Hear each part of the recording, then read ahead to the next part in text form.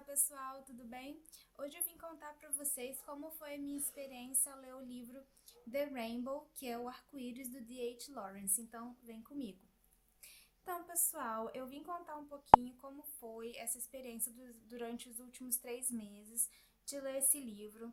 Foi um livro que realmente tomou um tempinho para eu terminar de ler, foi a segunda tentativa, tá? E eu vim explicar um pouquinho como que foi essa experiência de ler um livro mais difícil, um livro mais denso, e contar também para vocês qual é a história que tem no livro e por que que ele é um livro tão denso e por que que ele é um livro, mesmo sendo difícil de ser lido, importante de ser lido, tá? É um livro que vale a pena você fazer o esforço de dividir ele em alguns meses, não tentar também se forçar a ler ele direto. Vou dar umas dicas também, porque são dicas que você pode aproveitar para poder ler outros calhamaços, outros clássicos também da literatura que são tão importantes. Então, primeiro eu vou contar um pouquinho sobre o livro, tá? Esse livro ele foi publicado em 1915 na Inglaterra. Ele foi, logo assim que ele foi publicado, ele foi banido lá, ele foi censurado justamente por ele tratar de temas que para a época eram muito à frente daquele tempo. Ele é um livro que fala de sexualidade, ele é um livro que fala das transformações da Inglaterra da época, de uma Inglaterra mais rural para uma Inglaterra urbana industrializada. Ele critica o sistema educacional da época, ele critica o casamento como instituição da época. Então ele traz várias críticas que para aquela época, ele traz críticas à religião. Então assim, é um livro que na época foi muito à frente, os personagens retratam essas críticas, cada personagem vai retratar um tipo de crítica à sociedade da época. E isso fica bem claro quando você acompanha essas 3 gerações dessa mesma família. O livro ele vai trazer a história de uma família, tá, do interior da Inglaterra e vai retratar 3 gerações dessa mesma família, começando pelo Tom, né, lá pelos meados de 1840. Ele começa falando sobre como que foi a infância do Tom, e como que foi, que era a situação dele em relação à fazenda da família, que a fazenda tinha um nome que chamava The Marsh. Ele tinha outros irmãos, ele tinha mais 2 irmãos e uma irmã. E acaba que ele herda a fazenda, ele acaba ficando na fazenda depois que os irmãos casam e a irmã casa.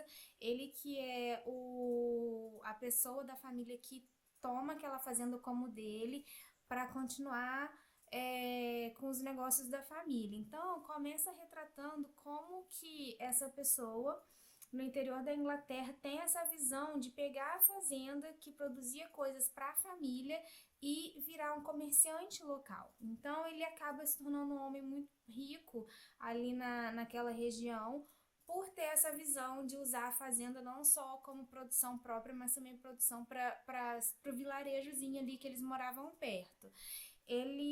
Nesse livro, ele é o personagem que vai retratar ah, a questão da xenofobia em si, ali na história, porque ele tem, quando jovem, ele viaja, fica no hotel e daí ele encontra uma pessoa, uma moça de outro país, ele se encanta por ela, ele tem ali um contato com ela, mas depois volta para casa e isso desperta, isso abre ele para possíveis relacionamentos com outras pessoas de outros países, que na época não era muito comum. E isso vai levar com que ele case depois com a Lídia, tá? Que é uma polonesa que acaba ali naquele vilarejo perto da fazenda dele. Ela tá ali ficando com um clero da igreja, ela tá ficando ali porque ela é viúva e ela já tem uma filhinha pequena. E ela vem da Polônia fugida da revolução que estava tendo lá. O marido dela, né, o marido dela que faleceu, era envolvido nessa questão da revolução. Ela já tinha perdido alguns filhos, daí depois teve a Ana e foge para a Inglaterra, né, nessa questão. E o Tom, né, que é o personagem principal ali, que já tinha sido já tinha tido um contato com uma pessoa de outro país, está aberto para isso, acaba se apaixonando por ela e casa com ela. E outra coisa que o Tom representa aqui é a aceitação de uma mulher que já tinha um filho, né? Ela tinha uma filhinha pequena quando o Tom aceita casar com ela, se apaixona por ela. Então, o Tom é um personagem que para 1840 quebra algum alguns paradigmas da sociedade. Ele aceita se casar com uma pessoa de outro país que já tem um filho, né? Então ele retrata isso aqui no livro. E aí a filhinha dela, da Lídia, a Ana, acaba se tornando a primeira filha do Tom. Depois ele tem mais dois filhos com a Lídia. Mas assim, o livro, ele completamente ignora os outros personagens. É tipo assim, vai contar sobre a vida do Tom, só fala das experiências do Tom. E aí depois, quando ele passa pra focar na Ana, que no caso seria a primeira herdeira dele, que é quem vai...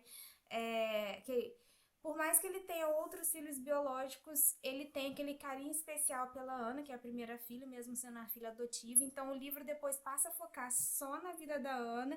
E mesmo ela tendo dois irmãos, só cita nome. Tipo assim, eu sei que ela tem dois irmãos, o Tom e o Fred. E é isso aí, não conta mais nada deles. O livro foca só naquele personagem e trata só daquela vida ali, bem minuciosamente. E aí a Ana cresce, né, na fazenda, tendo acesso às coisas, mas sempre com aquele resquício. Ela lembrava, assim, pouco do pai biológico, mas ela se sente tem um arzinho superior do que as outras pessoas, e justamente por ser vim de uma família aristocrática na Polônia. A mãe dela é filha de um grande dono de terras, uma pessoa riquíssima lá na Polônia, mas que não tem mais esse acesso. Então tanto a Lídia, que é a mãe da Ana, quanto a Ana, elas têm esse resquício de tipo assim, eu era uma pessoa da classe super alta e eu sou melhor que as outras pessoas.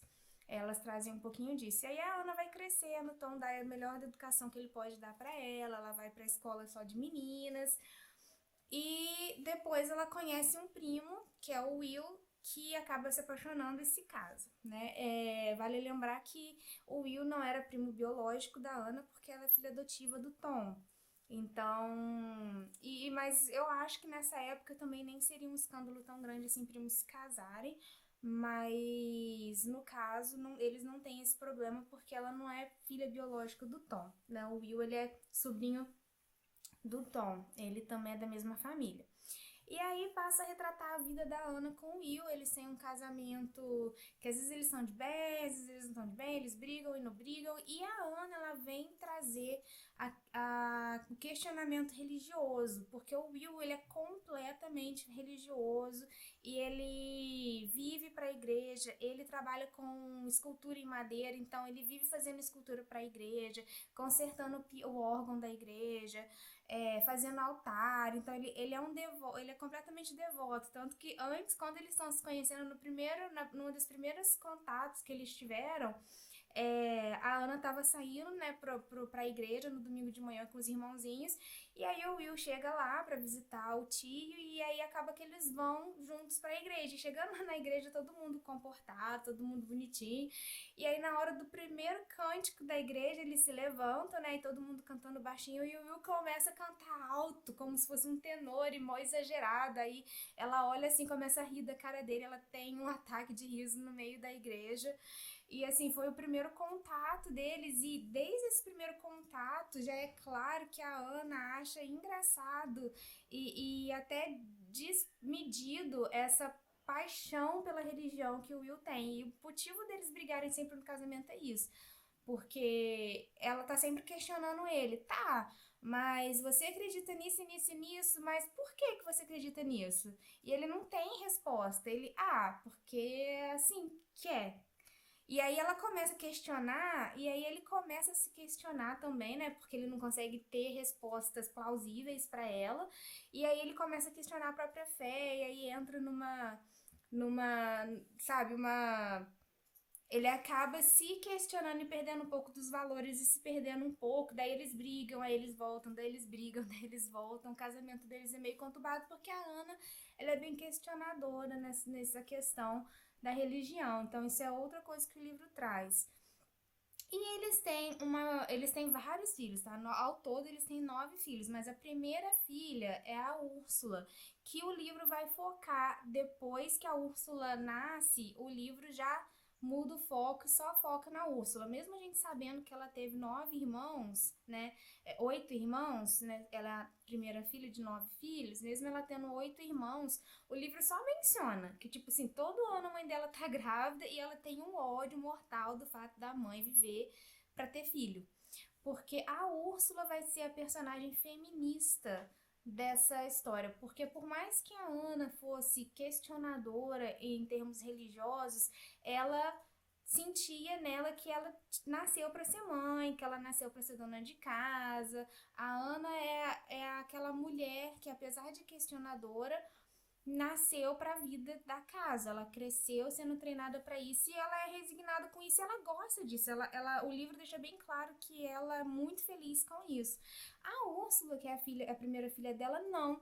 A Úrsula é muito à frente do tempo. Ela não aceita de certas coisas. Por que que ela tem que aceitar certas coisas e, por exemplo, homens ali na situação não precisam? Ela questiona isso o tempo todo.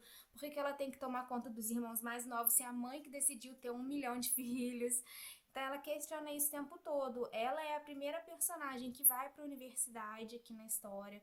Então ela é focada nos estudos.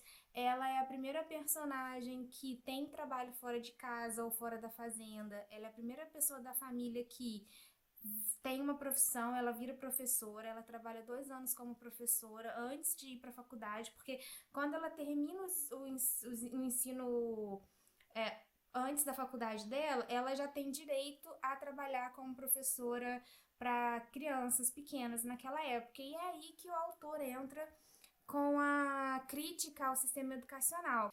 Porque a Úrsula, ela chega na escola, né, nova, com 17 anos, recém-formada, porque eu vou trabalhar, eu vou ensinar, eu vou derramar o meu conhecimento para as crianças, e ela chega na escola, primeiro que ela queria ir para uma escola particular, que ela conseguiu um emprego numa escola particular, mas o pai dela não deixou porque era em outra cidade, e Deus me livre uma moça com 17 anos e morar em outra cidade sem os pais, já que ela não era casada. Então, isso aqui já foi o primeiro confronto da Ana, no sentido, né, dela não aceitar como, mas tá, eu arrumei emprego, eu quero a minha liberdade, eu posso ser professora, mas não posso ir porque meu pai não aceita, meus pais não aceitam. Então ela não pôde ir para essa outra cidade trabalhar numa escola particular, que ela ia ter um salário melhor, condições melhores de trabalho, ela teve que ficar na cidadezinha dela e trabalhar como se fosse num outro vilarejo, numa escola bem sem condições. E aí, chegando nessa escola, ela toda empolgada, e daí, quando ela fala com o supervisor dela, ela é direcionada para a pior turma da escola, porque é aquela coisa, né? Quem entra agora, os novatos sempre pegam o pepino, geralmente, então. É, aquela turma que nenhum dos outros professores queriam acabou ficando para a novata, que era ela, e ela todas as turmas são gigantescas, entre 50 e 60 alunos. Ela pega uma turma com 50 alunos, né, que a maioria é problemático. Ela até tem umas partes que falam, quando ela começa a conhecer os alunos, ela já sabe quais são os poucos aliados que ela tem, quais são os problemas. Ela teve um problema muito sério com o aluno. Aí ela chega toda cheia dos ideais de educação, de coisa linda, que ela não vai brigar com os alunos, que ela não vai gritar, e quando chega naquela realidade, 50 alunos, ela não consegue quebrar o sistema. E aí vai mostrando como o psicológico dela e como as emoções dela vão definhando e como ela vai, mesmo não aceitando, mesmo que os ideais dela não fossem aqueles, ela acaba tendo que se adaptar e aceitar a realidade da época. E aí tem uma cena que ela acaba batendo muito num aluno que o pai vai até parar na escola, porque em 1800 e tantos, né, era muito comum ter a palmatória. E aí, mesmo ela não aceitando e ficando muito chateada depois com o que ela mesma fez, que ela acabou se transformando nos outros professores da escola, ela não consegue quebrar o sistema. Então, essa é a crítica do D.H. Lawrence com a educação da época na Inglaterra, né? Que as escolas eram superlotadas, que os professores não tinham como controlar as turmas, que era muito ruim os professores baterem nos alunos, mas que o professor novato, que às vezes chegava e tentava mudar, não conseguia mudar o sistema. Ela tem, antes dela ir para a universidade, antes dela trabalhar, né, antes dela completar os 17 anos e se formar na escola, né, fundamental, é, que é o equivalente ao nosso ensino médio, é, ela teve um romancezinho com o Skrubanski, mas ele acaba tendo que ir pra guerra, daí ele fica 6 anos na Índia, servindo na Índia, e aí depois de todo esse tempo, quando ela já tá na faculdade, ele retorna, entra em contato com ela e eles reatam o romance. Só que a Úrsula, ela é uma pessoa muito à frente. Né, nesses 6 anos que ele não estava na Inglaterra com ela acaba tendo um romance com uma professora dela, tá? Então, esse livro que foi publicado em 1915 já traz um romance lésbico. Ela teve sim um romance com a professora dela de poucos tempos. E assim, outra crítica que esse livro traz as duas gostavam, ela tinha essa atração pela professora, mas ela com o tempo deixou de gostar. E acaba que essa professora se casa com o tio da Úrsula. A Úrsula acaba apresentando a professora pro tio e eles acabam se casando e tendo filhos. E fica meio aberto no livro se a professora fez isso para manter as aparências ou se ela realmente gostava do tio da Úrsula ou não. E aí, depois desse romance com a professora, a Úrsula acaba conhecendo a outras meninas que estão à frente do tempo. A amiga dela, que era outra professora da escola, era uma sufragete. Então, ela acaba tendo contato com os movimentos feministas da época. E quando o Skrubanski volta da guerra, ele quer reatar e quer casar. E a Úrsula sabe que ela não quer casar. Ela sabe que ela gosta muito dele, ela sabe que ela quer ficar com ele pro resto da vida, mas ela não quer se casar. Outra coisa à frente do tempo aqui no livro é que a Úrsula com os Skrubanski, eles dormem juntos durante todo o tempo. Ele tinha 6 meses para ficar na Inglaterra, casar com ela e voltar para a Índia. Durante esse tempo, eles dormem juntos, viajam juntos, então eles falam também sobre o sexo fora do casamento nesse livro. E ela gosta muito dele, mas ela não quer casar e isso acaba minando a relação dos dois. Eles terminam e ele vai para a Índia casado com outra mulher e ela fica. Só que quando ela fica, passado alguns dias, ela tem uma surpresa e é isso que vai levar pro final do livro. Eu não vou contar o final da Úrsula para vocês.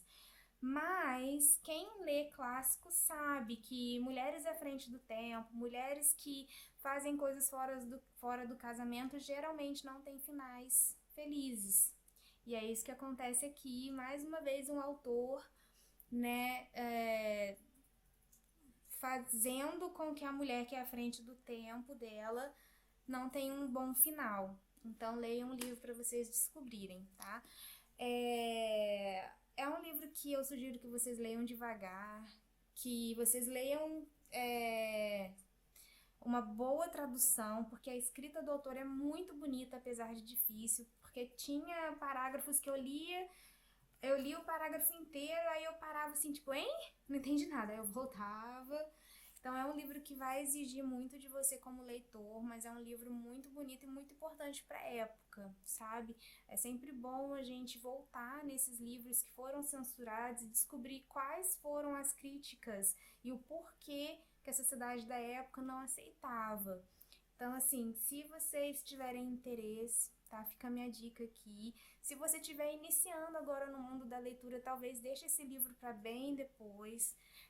Lê alguns outros clássicos mais tranquilos primeiro, para depois você pegar um livro como esse, tá? Porque essa minha edição é uma edição de bolso e tem 418 páginas, mas se ela fosse uma edição normal, com certeza ela deveria ter umas 700 páginas. A letra aqui é muito pequenininha, então ele é assim um calhamaço, tá? Então é isso aí, essa foi a minha experiência. Foi um livro meio difícil, bem denso, mas eu gostei muito da leitura, acho que valeu muito a pena. Então, se você gostou desse livro, clica no gostei, se inscreve no canal, que isso me ajuda, tá? E a gente vai conversar sobre outras leituras nos próximos vídeos. Tchau!